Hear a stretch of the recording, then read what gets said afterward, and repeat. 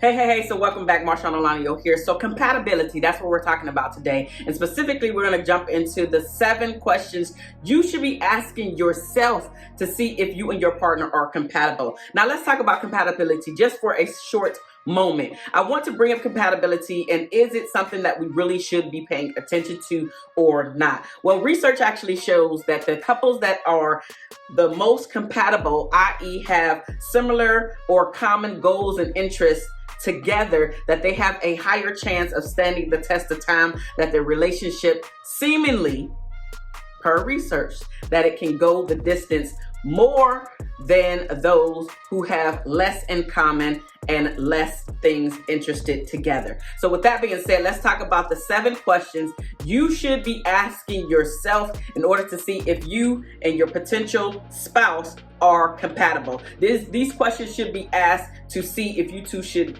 continue the relationship, if you should make an informed decision before you decide to say enough is enough, and or if you're on the fence, you're trying to figure out, should I continue with this person? I really don't know. And so you're going off of just your feelings. Well, what I'm here today with these 7 questions, what they're really trying to do is get you to understand so you can make an informed decision if you should stay, if you should go, if you two are compatible or not. So the very first question that you should be asking yourself is, am I comfortable with his individuality and his independence? Now, what this actually means is what he's bringing to the table. So is he a person that needs to be by himself more often than not? Are you comfortable with the way that he is showing up, his actual presence? How do you feel in his presence? Do you feel comfortable? Do you feel like you need to walk on eggshells when you're around him?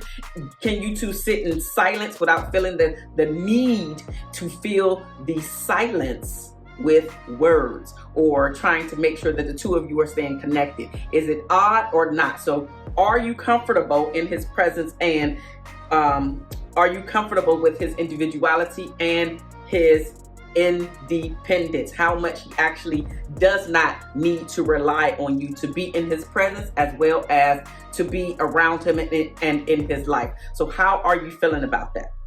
The second question you should be asking yourself is, am I satisfied with the level of physical and emotional intimacy? This one and all of them are really big, because physical and emotional intimacy are what we as women really need. Not to say that men don't need it, but women have a tendency to need these things even more, to feel like they are loved, to feel like they are seen, to feel like they are needed, to feel like they are cherished, to feel like they are honored, right? And so if you're not feeling these ways when the two of you come together in an intimate fashion, or if you're just sitting there, and is he able to understand your emotional state? Is he able to tap into it? Is he able to share his own emotions? Or is he a person that holds on to them? Is he scared to show up and show his vulnerability? So are you feeling like the two of you are connected, not only physically, but also emotionally? Because that emotional one is the one that I'm hearing from my clients that are complaining the most, because it seems that the men that they keep attracting are ones that do not value showing their vulnerability. And so you have to determine, am I going to be satisfied with the lack of deeper emotional support that I need from him? Are you going to be satisfied with that? And if not, again, thinking about the physical as well, when the two of you come together sexually, are you satisfied? Is he selfish? Is he making sure that you're pleased? And again, these are things that you should be doing as well. You should make sure that he is satisfied, make sure that he is pleased as well. But these are things that you, as the woman, need to think about before you move further along in the relationship, only for the demise of the relationship to happen because you didn't take the time to evaluate how you were feeling. So the second one is, am I satisfied with the level of physical and emotional intimacy? The third question you should be asking yourself to see if you two are compatible is, do I feel comfortable and safe in his presence? Again, I kind of brought it up a moment ago. Safe in his presence, comfortable, right? Where you really do feel like if something was about to go down, that he would protect you. So there's that. But then also, Are you able to feel comfortable enough for you to show your own vulnerability, for you to allow your own walls to come down, for you to share some of the things that happen to you in your life, and the things that you may keep secret, the things that maybe nobody else knows? Are you able to willingly and openly, honestly feel comfortable enough to share these things with the person?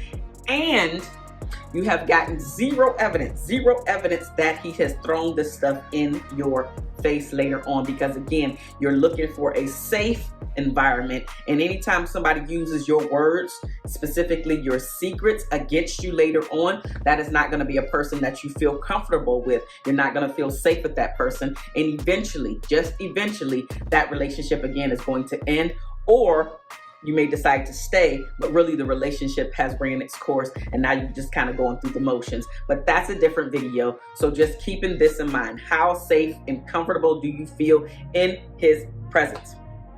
Number 4, the fourth question that you should be asking yourself about how compatible the two of you is we both on the same page with our family goals? Now, this one is super important because I get people, specifically Black women, that's who I coach, come to me and they either have not asked this particular question, or they knew the answer. It didn't align with what they wanted for their family, but they still continued on the relationship. And now they're feeling like, how come he won't give me the thing that I'm asking for, the thing that I want, the thing that I need? So a very quick story is that I have a couple of friends that actually got together. I'm actually friends with the man and the woman. And with that being said, in the beginning of the relationship, when questions were asked, they were not determined to be important. And now 6, 7, 8 years later, this very topic of the children are coming up. And so he doesn't want to have any more children, and she actually does. And so this was established in their relationship where they already have one child, and the relationship is not really going as planned on either end. And so now they have really come to a crossroads where she's like pretty much giving an ultimatum. Hey, are we going to have any more children? Are we about to get married? Or is this the end of the road for us? And unfortunately, this happens and is more common than not. So having these conversations up front, so you know what you're getting into. Like literally, I had this conversation with myself, number one, but then also as I was dating, I was asking this particular question, because now, if God told me I couldn't have children, that's one thing. But if the man that I'm dating said that we couldn't have children, then that's actually another thing. And so I wanted to be a mom, and that was very important to me. And so I wanted a man that was on the same wavelength as me, where we were compatible in this particular area. So having this question is of the utmost important, because this is also another area where couples end up getting a divorce. Now, it's for various reasons, but this is definitely another reason, which is where you're not having the conversation earlier versus later, before your deeper emotions are attached to this person. And now it's harder and harder for you to leave, or you feel like, dang, I wasted my time, or I wasted my years. How come he wasted my time? And so we have a tendency to blame, not really taking the responsibility of our own and the things that we had control over. So you have control to have a conversation. You also have control to really hear what he's actually saying, and not thinking that later on you're going to be able to change his mind, because that's where a lot of people fail, specifically women in this. We fail in this particular area, thinking that we can change the man, thinking that we can change the person later on and down the road. And a lot of times it just doesn't go that way. Can it happen? Absolutely. But it's not something that he's going to do. It's something that he has to decide to do. And so once he decides to do it, that's one thing. And again, he has to decide to really innately change his mind about the things that he wants to give to you. But again, it has to be his choice to change and really show up and honor the change that you're asking him to do. The fifth question to determine if the two of you are compatible is, how well does he support your or my, right, personal and professional growth? This one is pretty new in most relationships, because before, a lot of relationships seemingly were seeing the more toxicity than they were seeing love and support and all this other stuff, right? And growing and having a growth mindset versus a fixed mindset is something like, it's a new concept, at least, that we have been bringing to the forefront. And so I find that a lot of women, specifically a lot of Black women, are getting on board with wanting to be better professionally, but also growing personally, and getting some of their baggage and stuff, getting all of that stuff in order. And sometimes, just sometimes, the man is either not on board with personal growth, and or he's coming later to the game, and that also can create some relationship dynamics that are not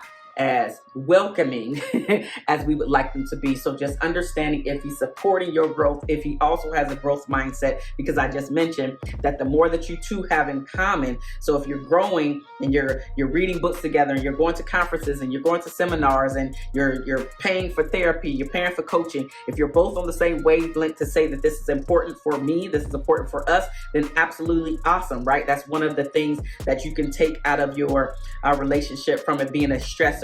But a lot of people are not having this particular conversation, and when it's coming up later on, they're finding out that most men, not all, but they're finding out that most men that they're dating are not interested in coaching, therapy, laying on anybody's couch, airing their quote unquote dirty laundry, but not realizing, from the man's standpoint, the men are not really realizing how much more effective and connected they could actually be with their woman if they did do this thing, but not for her, doing it for you, just getting the tools that you lack. So that's another thing. The sixth question that you should be asking yourself to see if you two are compatible is, how does he handle conflict resolution?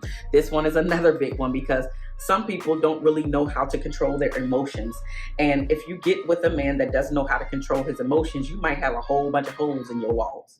Or you might be getting threatened from like bodily harm. Whether he does it or not, now there is a threat there, and you're like, wait a minute, I don't feel safe with this person. So how does he handle conflict resolution? Is he the person that stonewalls you, i.e. silence or silent treatment? Does he up and walk away, right? Does he give you the answers? Is he trying to really understand where you're coming from? Is he answering the question directly? Is he giving you a lot of information so you can make an informed decision? So just understanding exactly what's going on and where the two of you are at will make a difference on determining how he handles conflict resolution, because this one could be a very serious one. This is where some type of abuse comes into play, whether it's physical, emotional, mental, whatever the thing is, where you're not feeling safe, you're not feeling honored, you're not feeling cherished. And so this one could cause a lot of pain. All of them actually can, but this one where you're actually wearing the scars, and now you're adding more trauma to your life versus healing and love and support into your life. So conflict resolution, how does he handle conflict resolution? And the number 7 question that you should be asking yourself to determine if the two of you are compatible is, how does he handle life changes and unexpected challenges? Listen, life always is going to have some challenges that come our way, and we have to really figure out how the other person is handling those things. Now,